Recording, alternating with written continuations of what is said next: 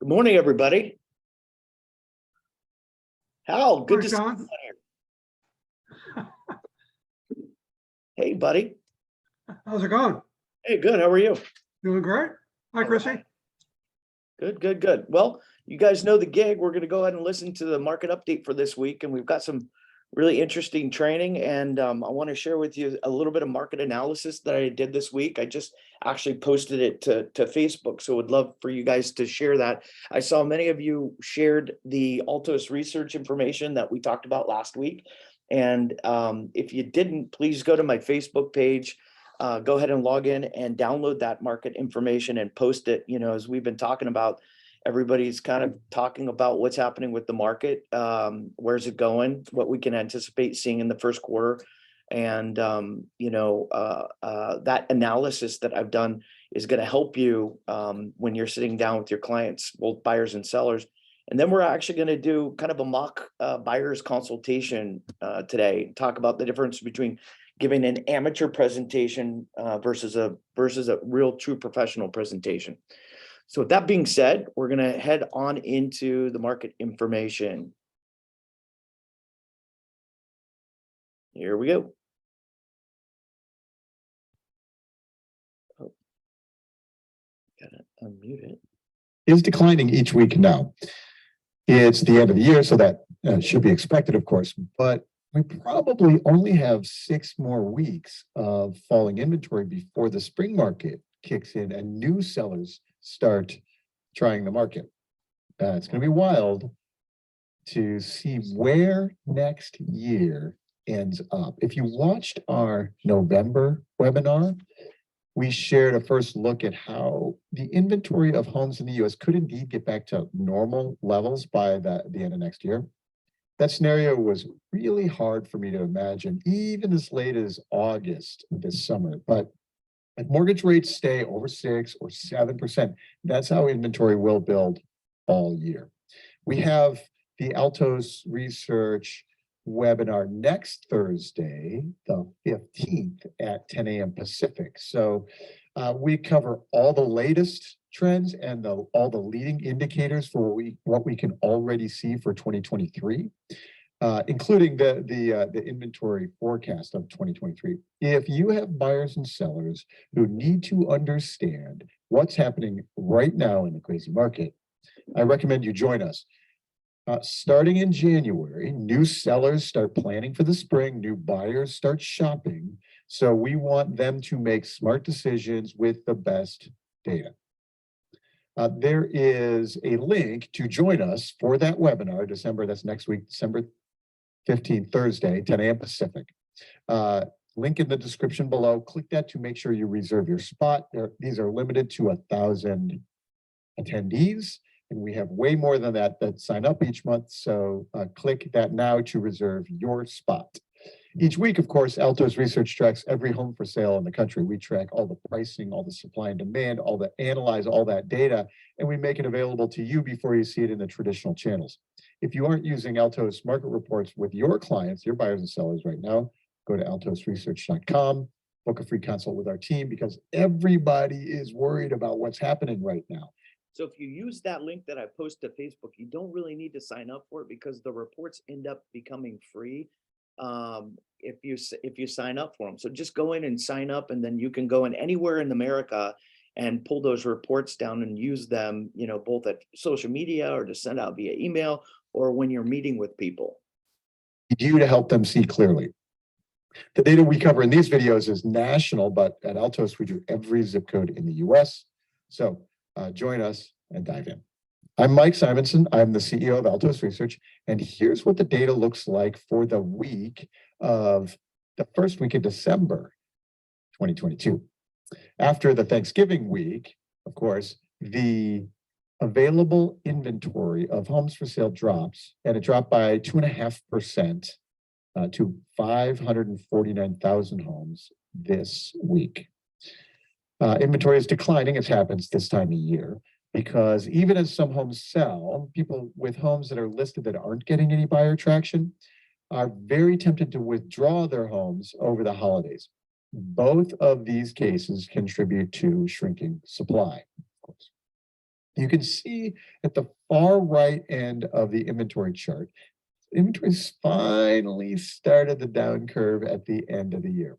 I've also highlighted the past several years where you can see normally inventory would be significantly lower by December than the annual peak. So in 2019, for example, there were 859,000 homes on the market right now at this part of December, which was 110,000 fewer than the summer peak of that year. Right now, we're only 30,000 fewer than this year's peak at the end of October. So that's a big difference. Inventory will keep dropping and will end the year at about 520,000 or so single-family homes on the market. This was right about where the model has been projecting for a few months. It's wild, though, that we probably only have maybe 6 more weeks of declining inventory. While during the pandemic, with buyer demand surging, inventory kept declining through March of each of those last few years. So, there are many years, though, that inventory, the low point is in January. New spring supply comes on the market, and this year, spring demand will be lower, so inventory will start to build in January. If mortgage rates ease down into the 5s, for example, that'll help keep demand and keep the available inventory lower. So we'll cover more of these forecast scenarios in the webinar next Thursday. When we dive deeper into the supply data, you can see how few new homes are getting listed in this chart. This is the new listings and the immediate sales chart. Each bar here is a week, and counting the new listings that hit the market that week. So the light red portion of the bar are those that went into contract essentially immediately. During the pandemic, of course, this immediate sales phenomenon was what dominated the characteristics of the pandemic housing market, with bidding wars and homes getting sold essentially immediately after listing. So this week there were fewer immediate sales than even Christmas, New Year's week last year. We have 30% fewer new listings each week than last year at this time. So if you guys are feeling a little bit of a crunch out there in regards to pending transactions, you can take a look at this chart and see that it's happening nationwide. We're basically at the lowest week-to-week point for pending listings that we've been at in a year. All right, so that just gives you some narrative around where we stand currently this specific week in the market. And so at that time last year, of course, everything was being purchased as quickly as possible. So, mortgage rates were at their all-time lows. So the available inventory, the supply stayed lower. Now, supply is low because nobody is selling, nobody's listing. Next week, we'll see a little rebound in the listing volume, but it's still trending lower through the end of the year. Because even as supply slows to a crawl, demand is also really quiet. We have under 300,000 single-family homes in contract right now. That's 33% fewer homes in that sales process, a third fewer than last year at this time. We have the fewest homes going into contract each week since the beginning of the pandemic. So this is a chart of the home sales in the contract pending stage. These are the pendings. These are not yet sold. So this data leads the sales data that will happen in a few months. So homes will spend 30 to 60 days commonly in this pending stage. Each bar here is the total count of homes in contract in that week. The light portion of the bar are those newly in contract that week. The far right end of the chart, you can see how small the light red portion is. There are fewer new contracts now, again, than even Christmas and New Year's week, when generally nothing happens. So you can see how few things are getting sold right now. And that's really the big story is how few transactions are happening in the moment. Purchase activity, though, picks up immediately after the new year. And we'll keep an eye on how this goes for the next 4 to 6 weeks, how quickly or slowly pendings rise in January. We've had a little good news about about the pace of inflation this month. And so mortgage rates have been ticking down. And you can see the consumer response in mortgage purchase applications, which have been ticking up in the last few weeks. Our observation is that at 5.5% for the 30-year mortgage, that's probably a threshold for buyers this year. Rates are over 6% right now. If by January they drift into the fives, we'll see it in the pendings data start to tick up as people buy homes this spring. If they stay in the sixes or sevens, the pace of transactions in Q1 will continue to be very, very slow. Homes prices continue to slide down in the second half of the year, of course. The median price of single family homes in the US is right now is $415,900. This will end the year about 400K. That's the dark red line in this chart. The price of the new listings, that's the cohort of homes that hit the market in a given week, always takes a big dip over Thanksgiving. And this year's dip was bigger than normal, which is not surprising given everything else we know about the market right now. That's the light red line in this chart. We'll get a little rebound in the new listings data this coming week. So let's take a look at this really quickly. I mean, January, look, you're looking here, January of 22, last year, we were basically at about 4.25, which has dropped. We've dropped significantly to the median list price of new listings down to 350 nationwide. Derek was running, I don't know if he's on the call today, but Derek was running some numbers and said locally, when you looked at the numbers, it's feasible to say we're down about 15% locally in our median list price. So of new listings. So kind of holds true with what's happening nationwide.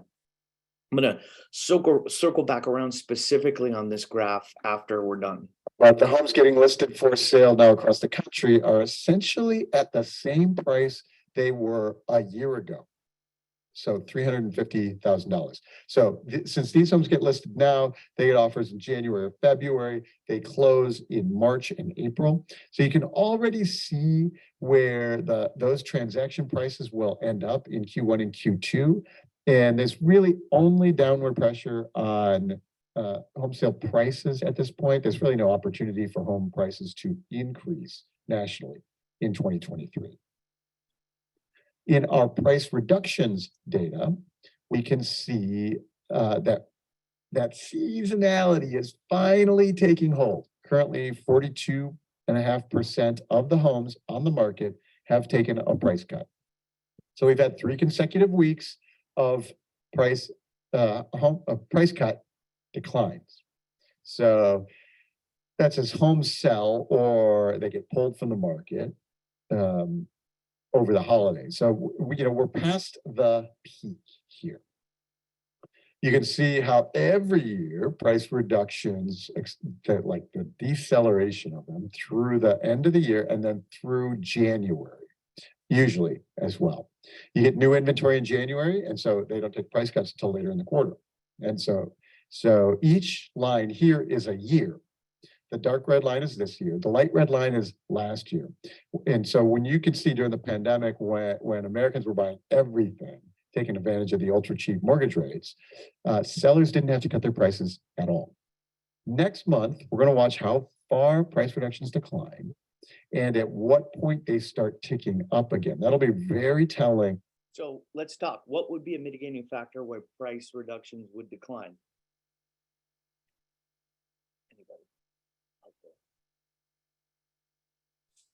Anybody? Can you repeat that question? Yeah. What would be a mitigating factor week over week on why price reductions would decline? And interest rate. Okay, interest rate reduction. Interest rate might be one of them, but I think what Mike is failing to mention here from a boots on ground number is because most people aren't continuing with the listing period. They're simply saying, let's take it off the market and let's withdraw it. Let's let it expire. And so instead of seeing those reductions, really the numbers are showing up in expired, withdrawn, or canceled listings. Okay, so that's the only mitigating factor. Don't think that price reductions are going down, but like you said, like everybody said, if rates go down, that could be a mitigating factor. But what we're seeing now, the reason week over week that we're seeing these numbers decline from 50% to 46% to 42.5% is that people aren't continuing with the listing phase. Okay, I'm going to stop there because I don't know that there's much more information over this next minute that we haven't talked about so far. But one of the things that Mike had mentioned is in regards to pricing, that we don't see any increase in activity or in pricing increases in 2023. And so, from a purely marketing standpoint, that puts us in a position where we truly need to skill up and reevaluate the level of service we're giving at a buyer consultation and the level of professionalism that we come to the table with when we're meeting with buyers. However, specifically on that chart that I said we would come and revisit, I'm going to stop the share really quickly because I've got to go into a different screen here. But I want to share this with you guys, which is right here. Can you see this? It's Mike's median home price, list price. You guys seeing that? Yeah. Okay. So in economics, there's this thing called a beta line, and you draw a beta line through kind of the chart graph ups and downs of this. And when we look at where we've come and where we see this since January 2016, and we see this increase in both median home price and median list price. We draw this line and we see, okay, well, here we are in July of 2022, we're on the decline.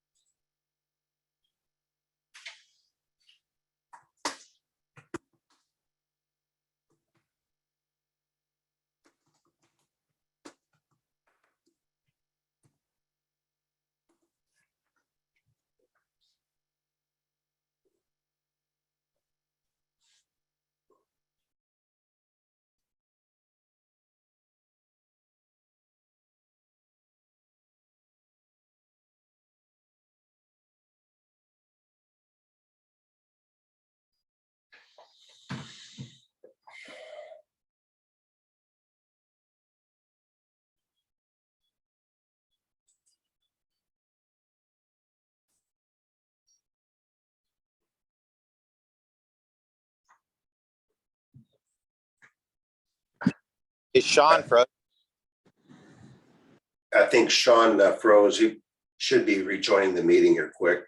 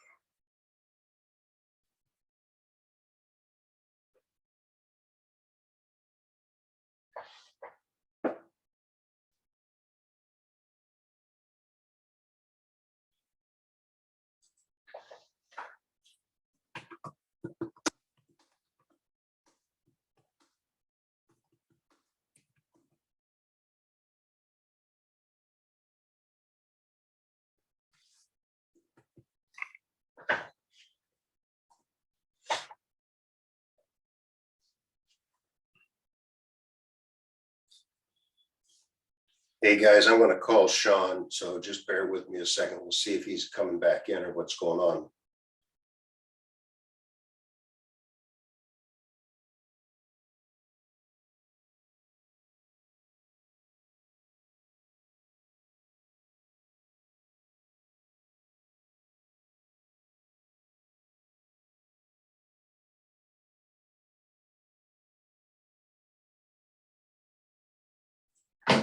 Yeah, Sean's relogging on, so just bear with it for a minute. We'll get things back on here in a second.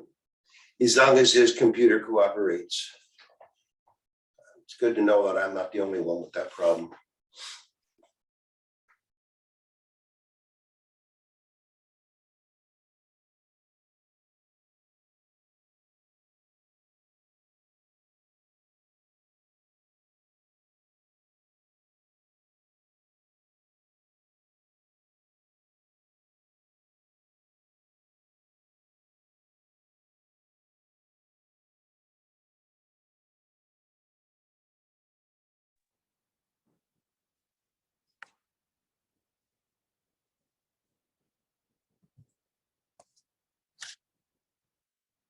Okay, sorry about that. Our internet went down here. All right, so let's go back to the screen here. Can you guys hear me? Hal? Good? Okay. All right. Yeah, thanks. So two people, let me just let everybody back in here real quickly. At any rate, what I'm saying here is that we should see prices really flat in 2023 according to the beta line, and begin to assume, a higher tick price in 2024. Okay, so for those of you who remain, thanks for hanging around here. Today's topic for training is going to be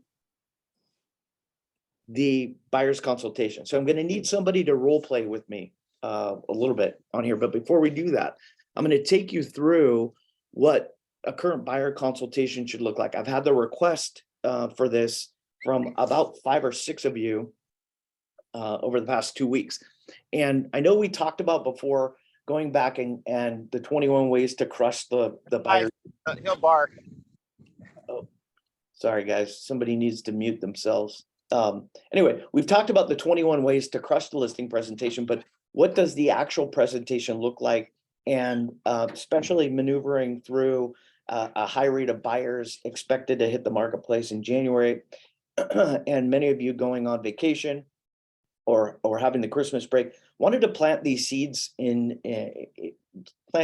for you in regards to what does your current buyer's consultation look like? So I'm going to run through it really quickly, but this should be the nature of the agenda that you follow in your buyer's consultation. Number one, you should tell them a little bit about yourself.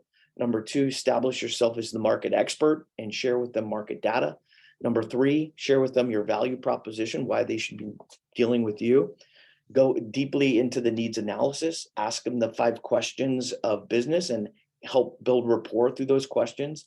Take them through your buyer's guide, and then walk them through your showing forms, and then finally get their contact information and agree to do business together. And so, what that looks like is this is the service brochure. Many of you have one of these. If you don't, I suggest that you create one of them for yourself. But you guys have all seen this, and it's a soft sell for you. And so, the exterior, the interior, then begin to talk about what's happening in the marketplace from a large scale to a smaller scale, to a neighborhood scale or a county scale, to a actual CMA or Altos research report.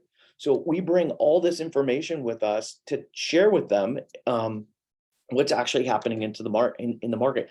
As a new agent, the only way that you can combat yourself, I've said this many times, with a seasoned agent is by knowing what the heck's happening with the market and being able to analyze that and share that with your client. So next we would go into about the value proposition of why they should do business with you, and talk a little bit about them and what their hobbies are and what their family looks like and what their goals are. And I wanted to remind you in this that there is a funnel for how you're asking questions. And we don't want to start with the diagnostics of the questions up front because it stops the rapport building timeframe. So we want to ask these very open questions about their family and who they are and where they've come from, to probing questions about specific informations, and then find out the facts and needs through the needs analysis and reiterate and confirm those needs and determine how you can solve those problems. The 5 powerful questions, and then, these buyer interview questions. And then I'm going to roll into the buyer's guide, and then ultimately talk about how we show properties and give them a system for what it looks like for us to be going out on a routine basis. And then ultimately, again, go through the purchase intake form. So that being said, who wants to be the victim of role play today? Oh, Nicolette, always a volunteer. Wonderful. Happy to help. Outstanding. Okay, cool. So let's start here. So, but before we roll into this, Nicolette, I want to go back to this. And these are the customer service tactics, techniques, and closing skills that you guys should be practicing before these appointments. And I want to say that if you do these, you will stand out from a customer service or experience standpoint. And it's funny now, empirically over the past 2 or 3 years, I have not worked with a lot of buyers, but I got a buyer from the Bay Area who's like, 2 days ago, who's like, hey, I'm interviewing 3 agents. And I'm like, wow, okay, this is a little different. And so I think that's probably a characteristic of a changing market that we're going to see, and understanding what our value proposition and knowledge in the market and how we interact with them and the systems that we're providing for them and a unique value proposition looks like. So I would say implementing a system like this of what you're doing for them over the days prior to the appointment is probably fairly mandatory. Okay, so Nicolette, are you ready? I'm ready. Okay, I know you are. So Nicolette, I'm going to assume we're just doing a Zoom call. Okay, so this Sure. is an intro Zoom call, and happy to be with you here, Nicolette, today. And we're going to talk about a lot of information in regards to purchasing, and I will answer any questions that you might have. But I want to share with you what the agenda of today's conversation is going to look like. Would that be okay? Yes. Any upfront questions that you have or you might want to talk about? I'm just really wondering, is this the right time and should I wait? Like, do you think prices are going to go down? Interest rates are crazy. I have a lot of questions, but I'll let you go first. Okay. And when you're thinking about hiring a real estate agent, what are some 2-3 key factors that you might look at or want to know about the agent that you hire? Well, I want to be able to trust them. I feel like all agents are out there just to close deals and look out for their own best interests. So I want somebody I can trust, somebody that I know is not going to, give me information that might not be true or tell me things just so I'll write an offer. I just want to feel comfortable with the agent and have really good communication. I'm a big communications person. Okay, great. So after we talk about the intricacies of purchasing, and by the way, have you purchased a house before? Yeah, but it was a long time ago, so I'm kind of new to this again. It's been like 15 years. Okay, and one more quick question for you before we get started. Have you entertained getting pre-approved or talked about financing with any specific lender? I have, but I'm open to, if you have anybody that you recommend. I did talk to a lender, but seemed like a lot of money to put up front and just wasn't sure if I was comfortable with the payment. Outstanding. Okay, so let's get started. Okay, so here's the agenda that we're going to talk about today. You received the service brochure that I sent via email and actually dropped off to you at your work, right? I did. Okay, great. And were there any questions up front that you had about my qualifications? No, it seems like you've been doing this a while. That's why I wanted to chat with you. Perfect. Timeout of role play. That's very important that you have one of these because it's a soft sell for you. And Nicolette said the exact same thing that most clients do. They've read it, they've looked at your qualifications, and now they're saying, no, you're basically what she just said was, I'm qualified based on my bio and based on my past experience. Okay, back into role play. So you've seen the service brochure. We're going to talk today about just like what you said here, you know, is now the right time? What's happening with prices? What's happening with the interest rate? So we're going to talk about the market because it's as a real estate professional, analyzing where we're going, where we've been is probably the most valuable tool and resource, or one of them at least, that I can provide for you. We're going to talk about why it's important that you do business with a professional. And I'm going to go through some specific diagnostic questions about what you and your family needs. And, you know, I really want to dive deeply into, you know, the area and the wants and the needs for you. There's 5 specific questions that are very important that I ask each client, and I base my service on those. So I'll ask you those 5 questions. I'm sure you received the buyer's guide that I dropped off with the service brochure, but also want to go through the buyer's guide very briefly. And I'm going to then share with you how we show property and ask you when you're available to go and see property. And then if it's okay and you decide that I'm a good fit and that we can do business, I'm going to take your client information and we're going to get started in what I call phase 2 of the purchase process. And I'm going to share with you along the way what phase 1 and phase 3 looks like. Would that be okay with you? Sure, sounds Okay, great. great. So then, you know, I have a copy of the service brochure there, and I'm going to skip right over it because she's already said that she's read it and she's qualifying me. And then I would start to say, okay, so Nicolette, you know, let's talk about the market. What have you heard? And Well, I just heard that prices were really high and then now interest rates are high and sellers still want a lot for their house. And I just don't think it's worth it, what they're still asking. And I definitely don't want to pay 7% interest as well if the prices are still inflated. So. got it. Okay. And those are extremely valid concerns and really what I'm hearing from the general populace when I have buyer consultations like this. In fact, you know, I had 5 of them last week, and each one of those buyers expressed the same fear, right? And time out. So the reason that I'm doing that is we talk about bringing people back into the herd. So if I say that other people are experiencing those same fears, you know, that should make in a scenario like this, it should make her feel more comfortable. Like, wow, everybody else is in the same boat as me. It's not just me. And then I can circle back around and share with them, here's some of the tactics and techniques that we've used to overcome those fears. Interest rate buy down, closing cost credit. You know, there's other tactics and techniques that we can use. But I'm going to start with saying, well, let's take a look at the market. You know, here's an example of you know, what happened in LA through the shift. And I would share with Nicolette a little bit about you know, what a shifting market means. And I would ask her questions like this: Nicolette, are you familiar with what the difference between a buyer's market and a seller's market is? Yeah, I think I understand that concept. What does it really mean? What is it predicated on? So if it's a buyer's market, to me, that means that they're probably getting better pricing, maybe more options. Sure. And so we look at the shifting market in a few different ways. And I'm sure when the market was on fire a few years ago, you'd look at a property and it was on the market for 2-3 days, maybe even 1 day, and it was sold. Do you remember those times? Yes. Yeah. So one of the factors that we look at in a shifting market is days on market. Another is interest rates.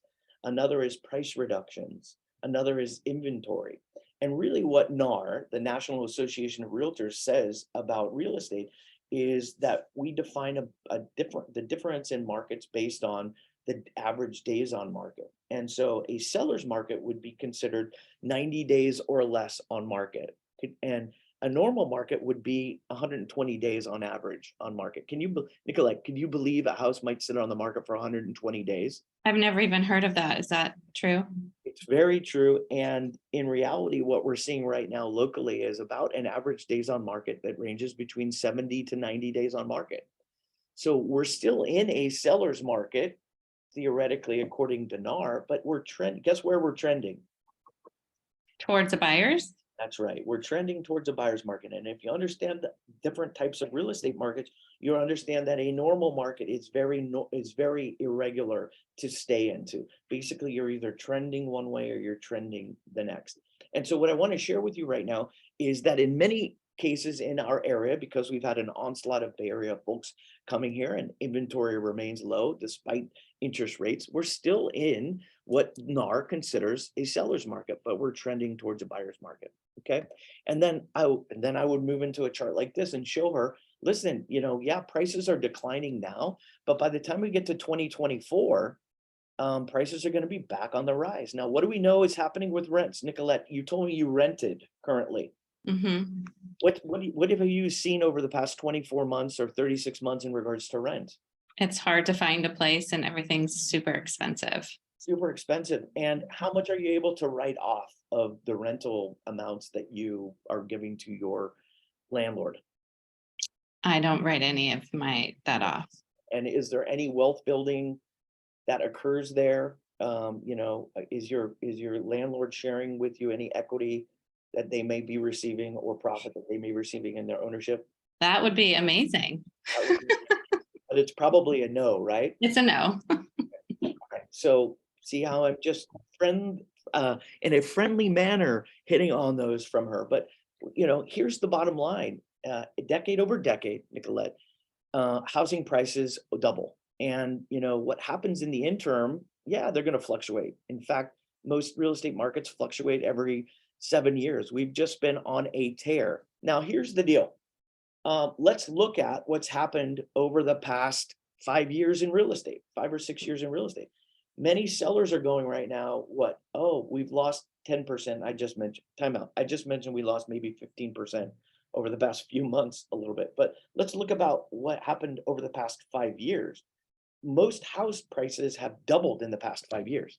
And so when you look at a 10 or even a 15% decrease in price over the past 5 years, they've got 35% equity built. That's still a very high level of equity to obtain in an asset. Okay, time back in. So what we'll chat about, Nicolette, is what's the goal of this house? Is it something you're going to be in for 5 years or 10 years or 15 years? And I'll just bring that up right now. How long are you planning on staying in this house? Well, I personally want to only be here for like 5 years, but I would want to turn it into a rental and keep it for a long time. Okay, so would you then say, based on graphs like these from 2008, from 1989, and recent graphs like these from 2016, there's a very likely chance that even though rates are high and the market's kind of fluctuating based on a recession now, that in 5 years, the asset is going to be worth more than what you paid for it now? I'm sure it will. Yeah. And regardless of inflation over the next 5 years, that you're going to lock in that price now and protect that monthly number so that it doesn't increase? Right. Okay, Hmm. great. So then I would take Nicolette and I would walk her through some of these. Here's what's happening. This is a report from CAR from 2021, but most recently, timeout again. By the way, CAR just came out with their housing statistics as of October. If you go to CAR market data, you can pull all of these recent graphs depending upon where you're at. But the numbers, Nicolette, do show that existing home sales are down year over year, and they're also down year to date. But the prices have actually gone up year over year, and not in a manner that we've seen historically, over the past 5 years. But we've still got Southern California still got a 3% increase year to year in existing home price. Central Coast just under 10%. Bay Area dropped 2%. There's got to be some narrative around there, guys, depending upon the area that you're in. But overall, existing home sales have declined about 20% year over year. And that's because why? Because there's fewer inventory on the market. But even California had a rise in price year over year of, about a third of 1%. Okay. So prices are, you can use this data to your advantage. So remember, I went from United States to California. Now I'm going to come in and talk about the specific county data. So let's look at San Mateo County. This is one I just pulled for November 22nd or November 2022.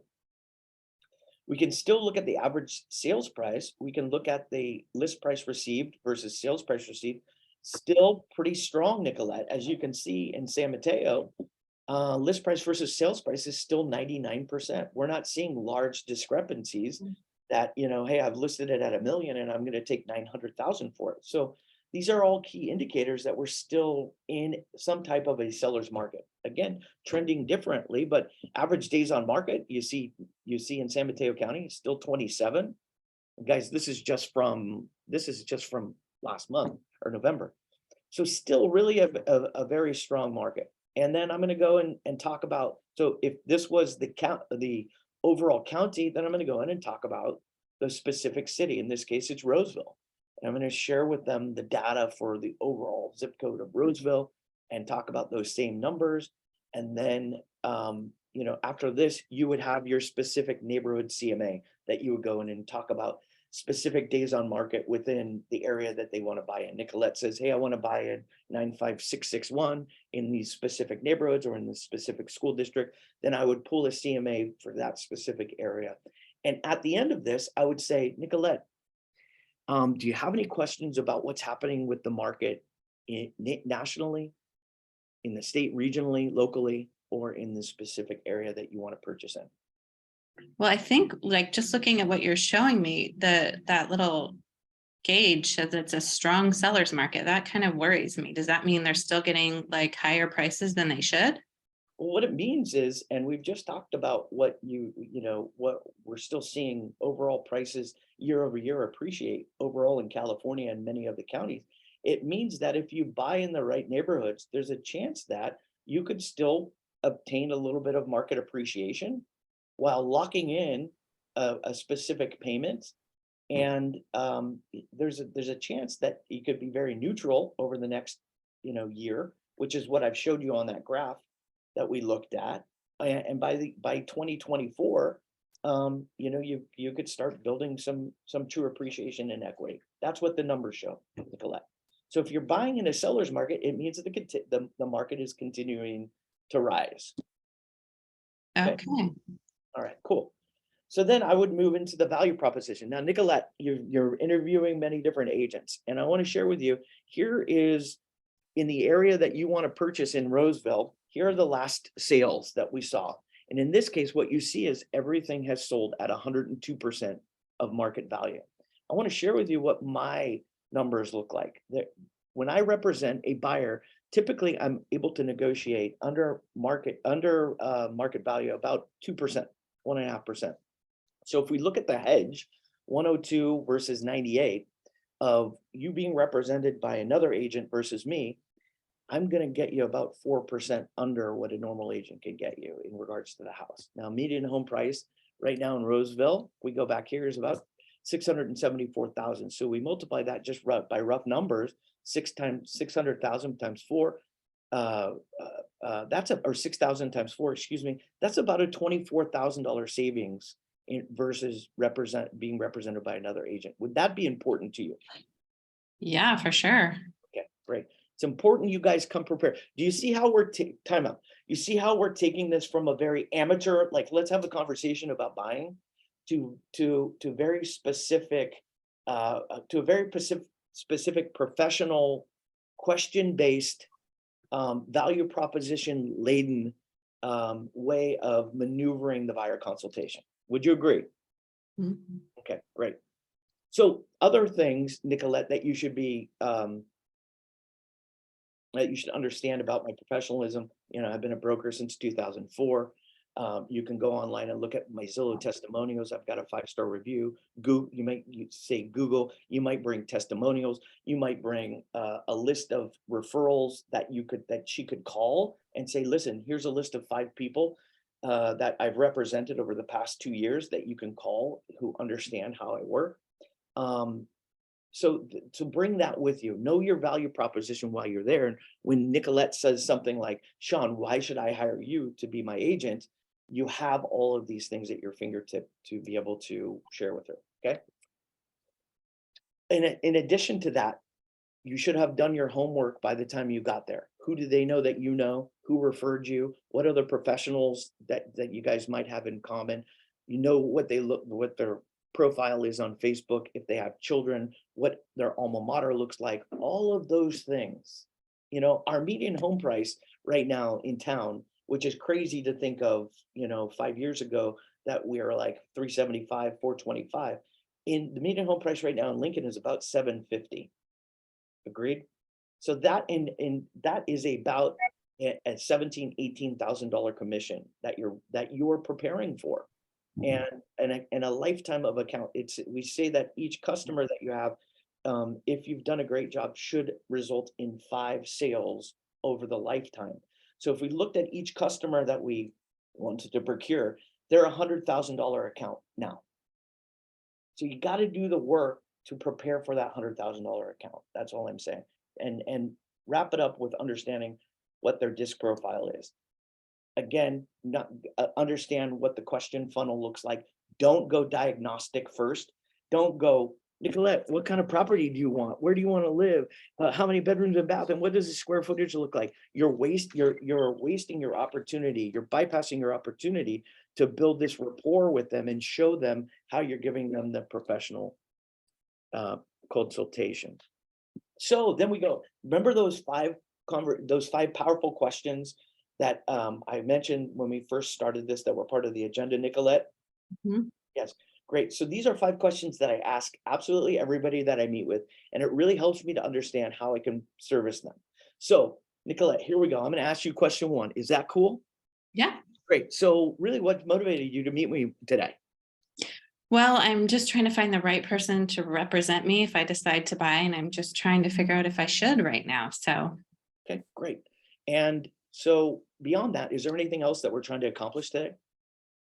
well, I mean, I guess if you could, send me some homes that I'm looking for in the area, that would help to see kind of what the sellers are listing their homes for now and what the prices are. Great. Okay, and I just want to let you know, after we have our consultation today, I'm going to put everything down that we've talked about in an email and send it to you so that you can know that I'm on board with trying to establish and meet your goals. Okay. Okay. Number 3, where are you at today, and where do you want to be? And here's what I mean. Are you leasing today? Are you in the wrong home today? Things like, do you have to sell, or and where really is it that you want to be? And what's the importance of purchasing for you? Well, I'd like to have, I want to stay, in a good school district for my son. I don't need a big house, but would like a little bit of space. Like, I just don't want neighbors all over. I've already done that before. I don't want to see everybody when I walk out my backyard. And yeah, like I said, if I bought right now, I'd live there and then turn it into a rental in like 5 years, probably. Love the way you're thinking. I love the way you're thinking. Okay. So just like, what they ask you when you go to a dentist? The first thing the dentist asks you is, are you having any sensitivity in your mouth or in your teeth, or a specific tooth? And that's really this next question. Is there any concerns, frustrations, or previous pain that you've had that you'd like to share with me today, so I can make sure that I understand that? Well, like I mentioned, I bought like 15 years ago, I think, and it was like 2005 and ended up short selling that house. So I just don't want to do that again. So that's kind of what I'm concerned with right now. Okay, understood. And just to reiterate and swing back around, if this meeting accomplished everything you could possibly hope for, outside of what you've told me, is there anything else that we need to worry about? I don't think so. Okay, great. So this is done to try and create this deep understanding of what the client is looking for. Now, Nicolette, the next part of our consultation is to go into the pre-buyer's consultation booklet that I shared with you. I'm going to stop the share real quick, guys, and I'm going to maneuver back into the buyer consultation here. And for many of you, you may have seen this, you may have not, but we have blank copies for you that are non-specific on agent that you can come and use, or there's this electronic version. And in the spirit of time, because we only have 8 minutes left, this would be something that I would go through. And the first thing I would talk about, can you guys see this? Buyer consult? Okay.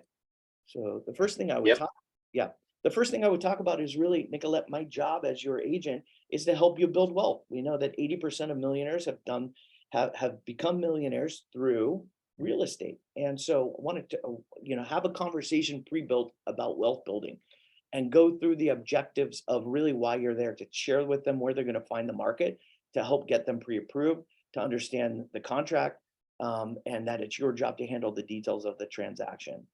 And you can go in here and personalize it for each person, but you can go in here and talk about the commitment and dedication that you have to your clients and share with them your testimonials. You can talk about home purchase decisions, whether it's a specific purchase for them or investment decisions if they're buying it for an investment. But the mutual objectives here, Nicolette, are for today, for me to help you to secure the best possible price in this market environment in the shortest period of time with the most favorable terms and as little stress as possible. That's when I meet with buyers like yourself, what the four denominators look like. And then I'm going to share with where the primary markets that we're going to find homes are, these phases of purchase. So you're giving them a system. This is phase one, Nicolette. If you decide to work with me, or when you make that decision, the next thing we would do is start the search phase. And we would determine the properties available. I set you up on a search. We would go look at them. And then you could also share with them during this time frame what your offer package looks like. Are you having them do a video or a letter of the heart, or how is it, how are you differentiating yourself between the next buyer's agent? Hey, I deliver my offer in person. I drop it off to their office. Whatever it is your value proposition might be, okay? And then you walk them through the actual buying process and talk about in detail the costs that are involved, helping them to get financial or approved. Don't miss the opportunity to, she had mentioned earlier, guys, that she had somebody that she was talking to. Don't miss the opportunity to schedule that appointment with your preferred lender or to do a hard handoff. And this can be done with a three-way text or with a group call. Don't just say, you need to call Bob. Bob's my lender. And you need to train Bob that he needs to do the same thing with you. Do the hard handoff, not the soft handoff.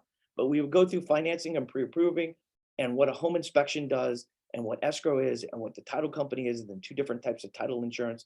We would talk about why EXP. I think many of you are missing the opportunity to talk about what EXP has done over the past 5 years. Fastest growing real estate company in history. We're doing business with companies like Stanford and the US Navy and MIT and the University of Arizona and 400,000 other business folks internationally. So many people may not want to know or do not know about EXP, but you can say, have you something along the lines like EXP is the next Amazon of real estate, which is the reality of the situation. So talk a little bit about EXP and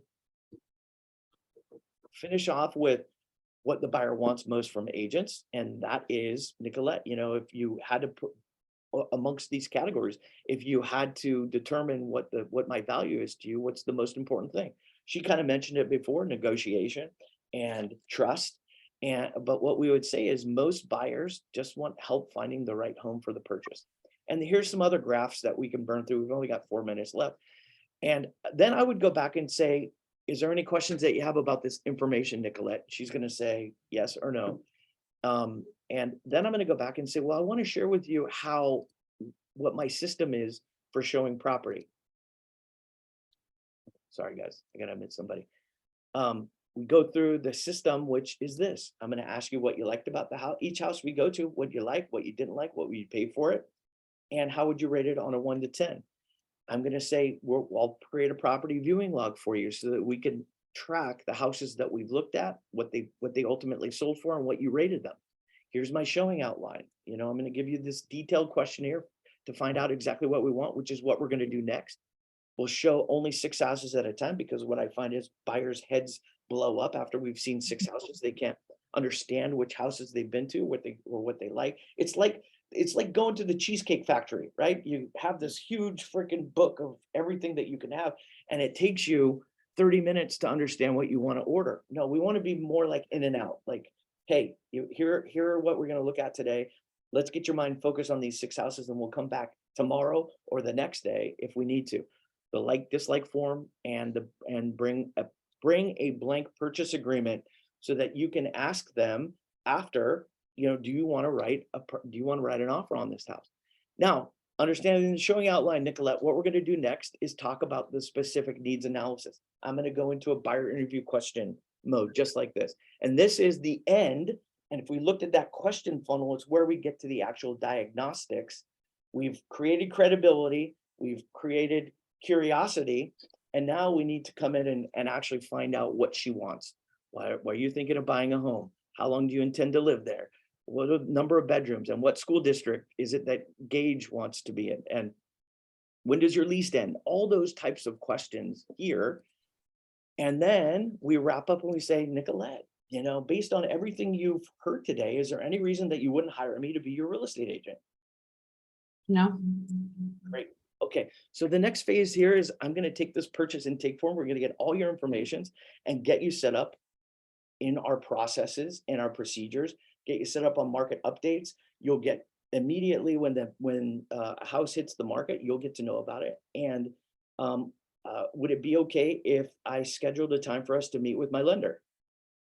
Sure, that would be great. I'm going to get times from Nicolette when she can meet with the lender. I get 3 times from her.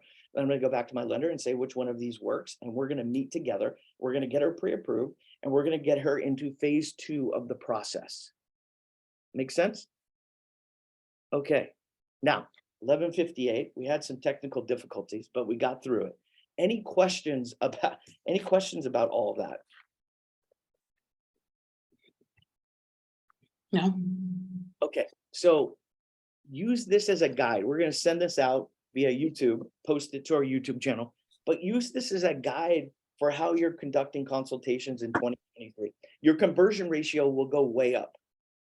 Your ability to connect with them and establish that level of professionalism upfront will go way up, so that they're not, so basically, so that you're not going to that first house and they go, okay, well, like Nicolette said, I don't trust you. And you're going, well, no, even though you think the market is down, we need to make a full price offer on this house because it's the best one in the neighborhood right now. That's what you're trying to do. You're trying to build that rapport so that you're not countering those types of emotional thoughts. Okay, good. Yes. Okay, see you guys. Got to bounce. Bye, Hal. Great meeting, Sean. Very good. Thanks, buddy. Excellent. Great stuff. Thank you, Sean. Got it, buddy.